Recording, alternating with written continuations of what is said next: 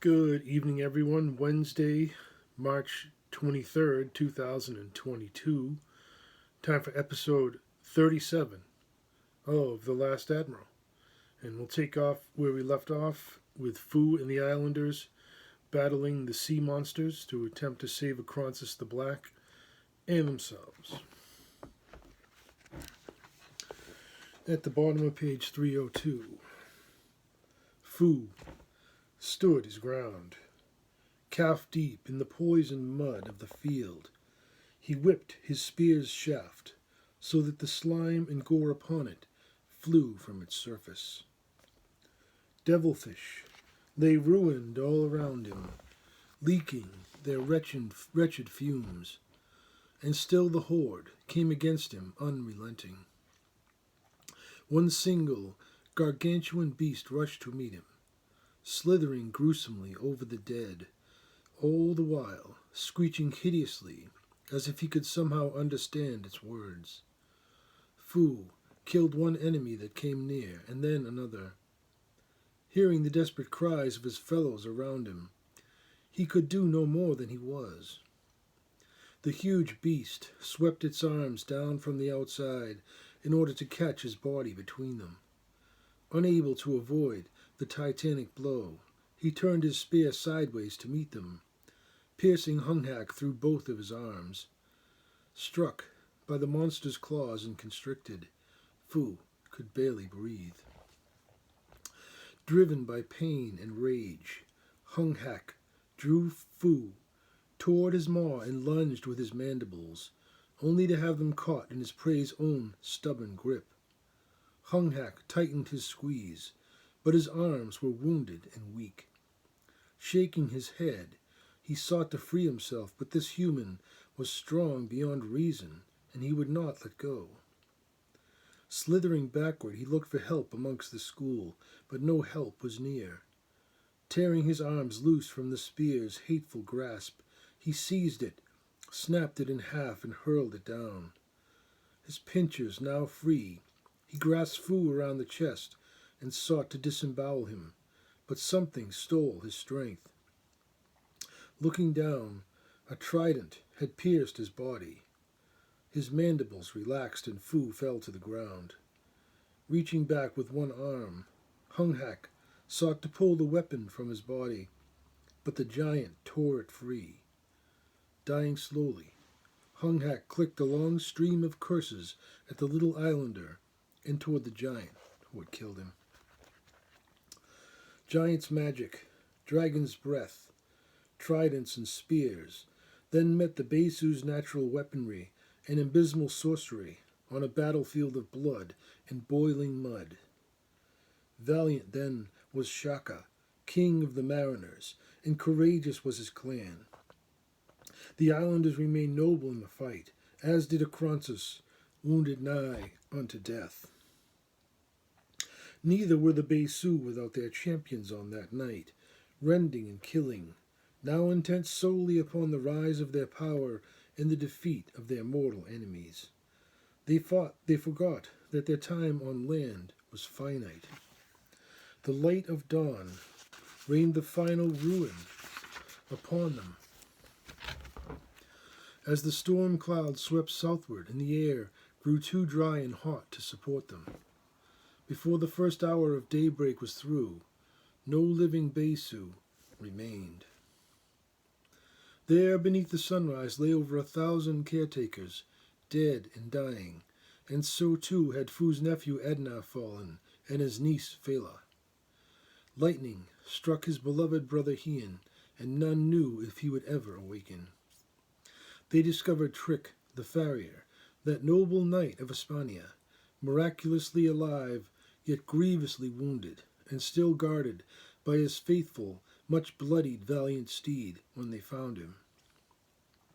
Umlenu's wail of grief at the death of his grandchildren and so many of his family brought tears to them all. Many more of his people remained lost, shredded, and devoured by the horde, as they must have been. Shaka would carry 3 of his mightiest home, and 4 more needed to return to the sea immediately, or they would join their fellows in the halls of the dead. Acronsis lay then dying, his breath rising and falling feebly. Ah, he whispered, the guild master of Oki still lives. As do you, my friend, Wraith answered. Not for long, I am afraid, Acronsis declared. Their poison nears my heart. But did you not say that your home of shadow can heal you? Too weak, he muttered, to will it. The rising sun has stolen the dark. Go, my friend, Wraith urged. The giant mariners can lend you their shadows. Shaka and his warriors came at Wraith's bidding and paid homage to the noble beast. Shoulder to shoulder they stood, casting long shadows across Acronsis and over the field. Acronsis the Black, prince of the shadow dragons, then struggled once more, raising his head with the last of his strength in an act of sheer will and courage. He said, Acronsis is the friend of Wraith Victoria, he pledged. Guild Master of Oki, forever. Releasing a moan, like that of a wounded bear's death cry, Acronsis faded into mist, disappearing into the shadows. Whether or not he had just died, returning to the insubstantial ethers from whence he had come, or merely retreated into the sheltering embrace of his home, none of them knew. Crying profusely, Wraith wiped away his tears and tried to steady himself. Shaken to his very soul, his emotions overwhelmed him. The scene of desolation and ruin, and the trials of the past days, matched the dark times when the Queen had hunted his guild to extinction. Adeline was with him too, sensing Wraith's pain. She ignored the agony of her own wounds and cried because of him. I think that we will see him again some day.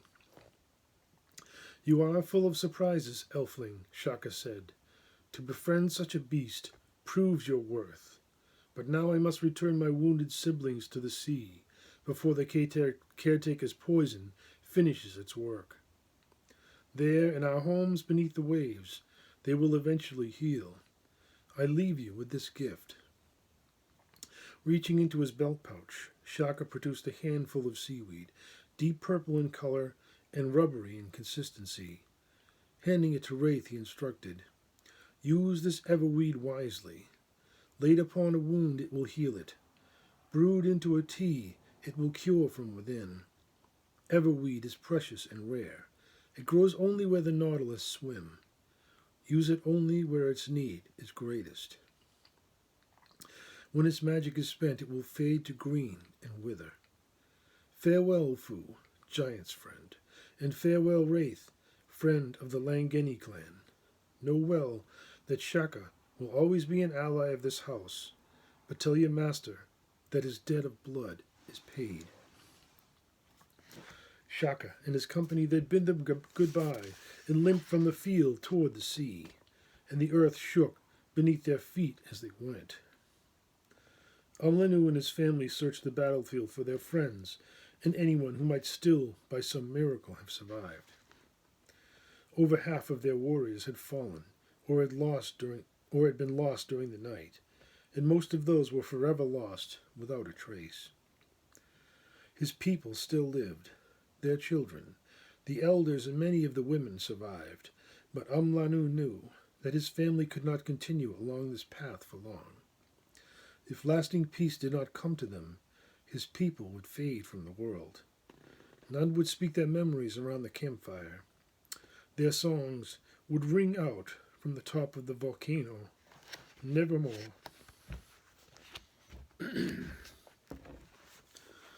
Okay, next chapter. Run like a tiger, dance like a dragon. Vlad awoke in the aftermath of a nightmare. The capacities of his mind were such that he would receive psychic visions at times. He knew that his house still stood. He understood the heavy price of their victory.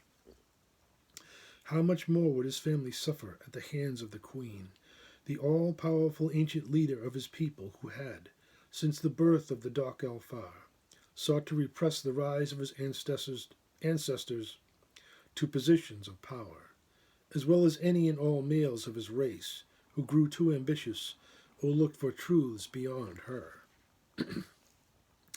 Sitting up in his cot, he swung his legs out from under his linen blankets.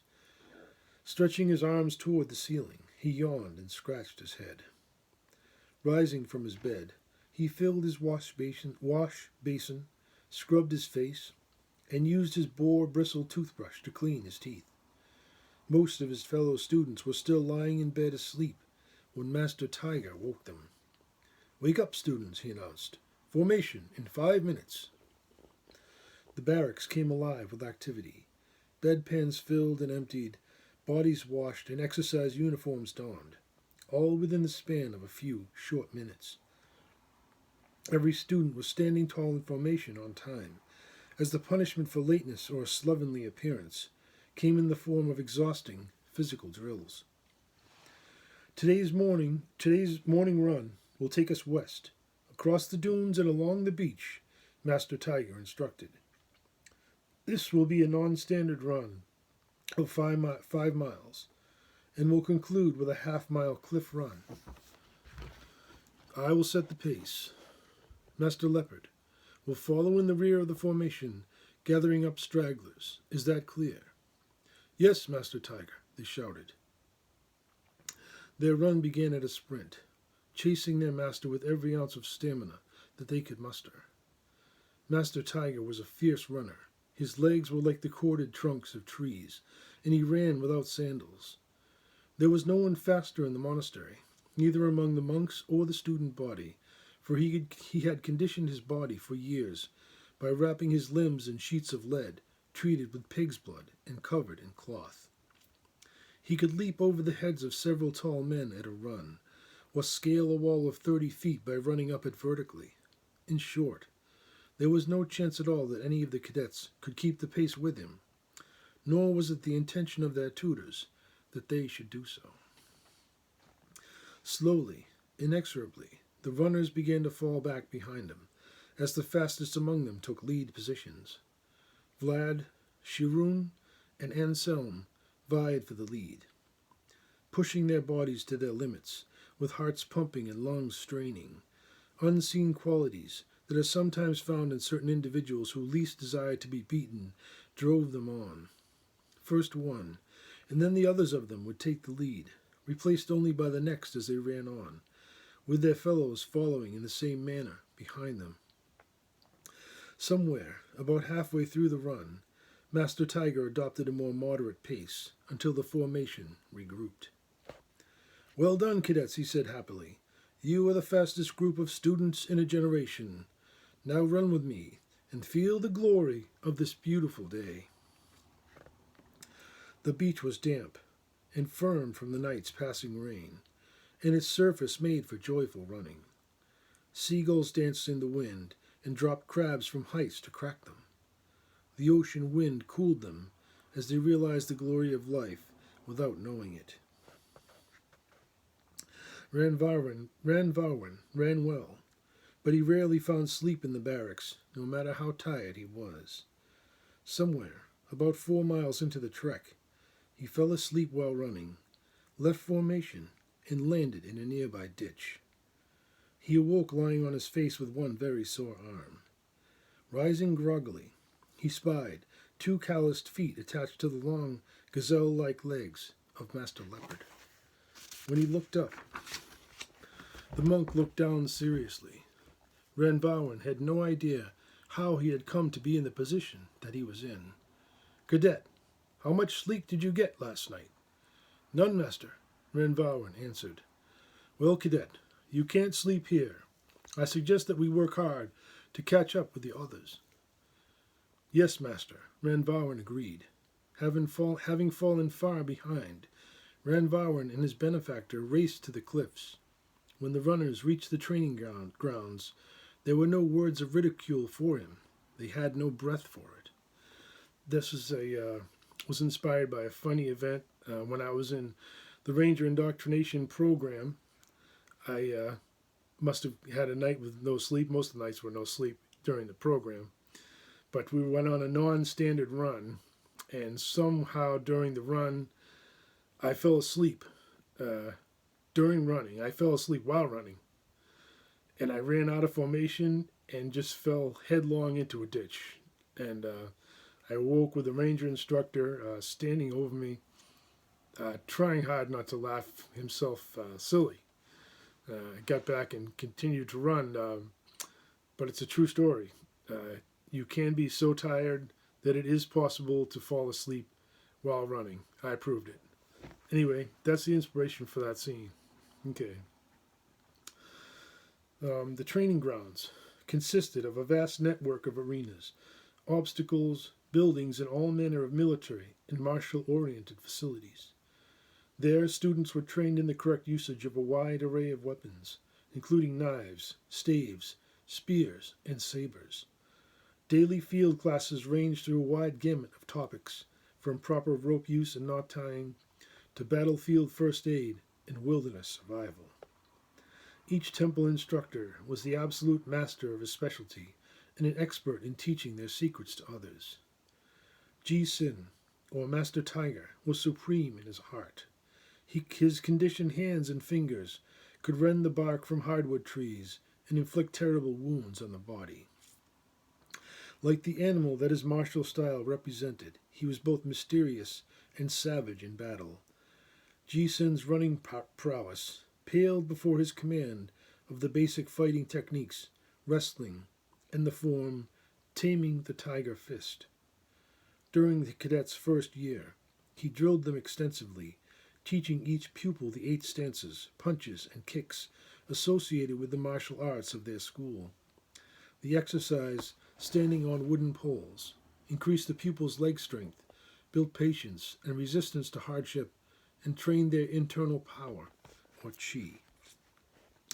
And the footnote is taming the tiger fist is a long martial arts form routine from the Hung Ga Kung Fu style of earth, passed down by the Kung Fu master Ji-Sin to his disciples.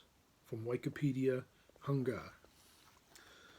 And the footnote, standing on wooden poles, is a stance training exercise used in Shaolin Kung Fu, where the disciples stand on wooden poles 3 feet high and approximately 3 feet apart in a horse stance. Duration of standing increases over time, and weights are sometimes used to increase the difficulty and improve the strength. Qi, or Qi, refers to the vital energy of the body in the Taoist esoteric traditions. Okay. All right, so we'll continue. Each morning, prior to breakfast, the students were trained that way, and each day they would find them in the care of another teacher, whether it be Master Crane, Master Snake, or Master Monkey. In this manner, they were exposed to many styles and fighting theories. Gradually, they discovered each student's aptitudes, and they then assigned them to a particular tutor for intensive training in that style. They always conducted morning training sessions as a whole group in order to promote unity in an environment where cooperation was valued above competition. But the students' chosen tutors solely conducted afternoon classes. They assigned Derek, Vlad, Dorlin, and Ranvawan to Da Yuk Sim Si, or Master Dragon. Gray-haired and clean-shaven, Master Dragon's skin was dark and his eyebrows were white. Soft-spoken and humble, his words were thoughtful and weighty. It is an honor to teach the 4 of you in the ways of the dragon. It is my belief that this style matches your qualities in the most complimentary manner possible. You will strive for perfection and never attain it. In failure, you shall succeed. The dragon embodies the earth and water, mystery and power.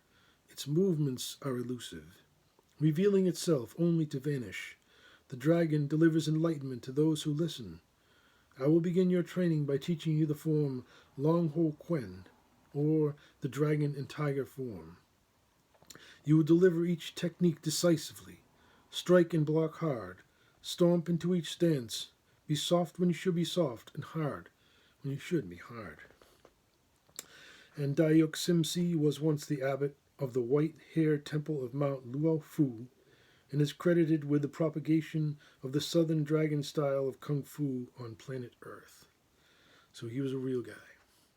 And Long Ho Quen, or the dragon and tiger form, is a very important routine for the Vo Vietnam martial arts system of Vietnam, also of planet Earth.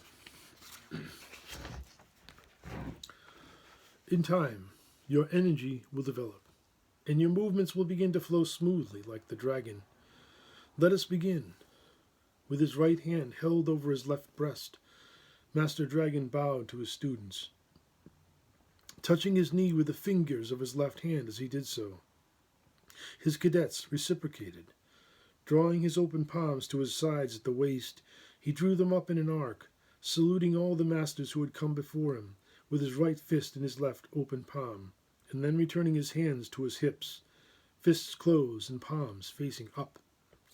Whipping his right hand overhead in a front-to-back arc, his arms then spread apart like a bow as he leaped up and down into a cat stance, ending with his hands open, fingers facing one another, and staring forward as if he was a tiger preparing to strike. This is the opening movement, Master Dragon explained. Please observe me and then repeat it. We will continue to build and refine our techniques in this manner until some level of perfection is attained, and then we will learn how to use the techniques of the form. It was merely the beginning. Each afternoon, for the next 4 years, they would train intensely, developing the qualities of the dragon. After dinner, their day was not yet done, as every student was required to complete certain chores before retiring to their beds. And the footnote is cat stance or dueling ma. In Cantonese is a commonly used martial arts stance, where the rear leg's foot is turned outward 45 degrees from the center of the body, and its corresponding knee is well bent. The front leg and foot is extended forward with bent knee and supports no weight, and the attention and eyes face forward in the same way. The cat stance is resilient, offering some protection to the body and quick freedom of movement. And next time, episode 38, I believe, we will begin with the chapter entitled Kitchen Duty on page 311. Thank you. I hope you enjoyed this episode. Have a great night.